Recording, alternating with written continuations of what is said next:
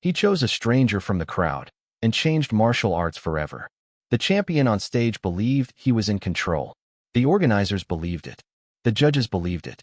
The hundreds of spectators packed inside the hotel ballroom believed it. Everyone believed the same thing, that this was just another demonstration. Another night where a champion would remind the world why he was unbeatable. No one believed the man sitting quietly in the third row mattered. No one, except 3 people. And one of them was the man himself.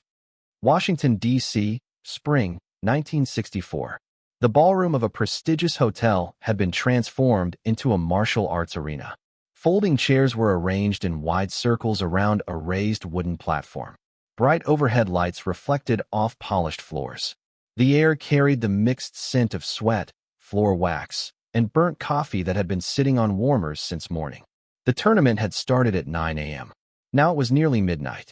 Fighters were exhausted. Coaches were hoarse. Spectators were tired. But something electric still hung in the air. Because the final event of the night was about to begin. A special demonstration. And the man stepping onto the platform was not just any martial artist. He was the most dominant point fighter in the country. The champion. His name was Victor Moore. In 1964, that name carried authority. 11 years of competition. 33 tournament victories. Not a single defeat. His reputation rested on one technique. A side kick so fast it had become legend. He launched it without warning, without visible preparation. Referees clocked it at under 0.3 of a second from stillness to impact. Opponents didn't block it. They didn't dodge it. They didn't even see it. They simply felt it. Victor was tall, powerful, confident. His white GI was perfectly pressed, his black belt wrapped tightly around his waist. Every movement he made said the same thing. I belong here. Tonight was supposed to be easy. A decision made in confidence. Victor lifted the microphone. "Ladies and gentlemen," he said calmly, his voice filling the room without effort. "Tonight, I want to show you something real." The crowd leaned forward. Anyone can kick a bag. Anyone can break boards. But speed, real speed, can only be understood against a living person. Murmurs rippled through the audience. "I need a volunteer." Silence. Seasoned fighters looked away. Younger ones stayed frozen in their seats. No one wanted to be remembered as the man who failed to block Victor Moore's kick. Victor smiled.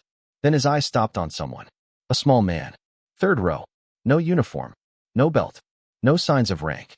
Just dark clothes and calm eyes. Victor pointed. "You. The small one. Come up here." Some people laughed. Others winced. The small man looked at the stage, then stood up. "Sure," he said. The man beside him, Dan Inosanto, grabbed his arm. "Bruce, don't," he whispered. The small man gently removed his hand. He asked, he replied quietly. It would be rude not to answer. And with that, Bruce Lee walked toward the stage. The man no one knew. In 1964, Bruce Lee was unknown to most Americans. No movies. No television fame. No magazine covers. He was 23 years old. 135 pounds. A martial arts instructor from California. But those who truly understood combat knew something was different about him.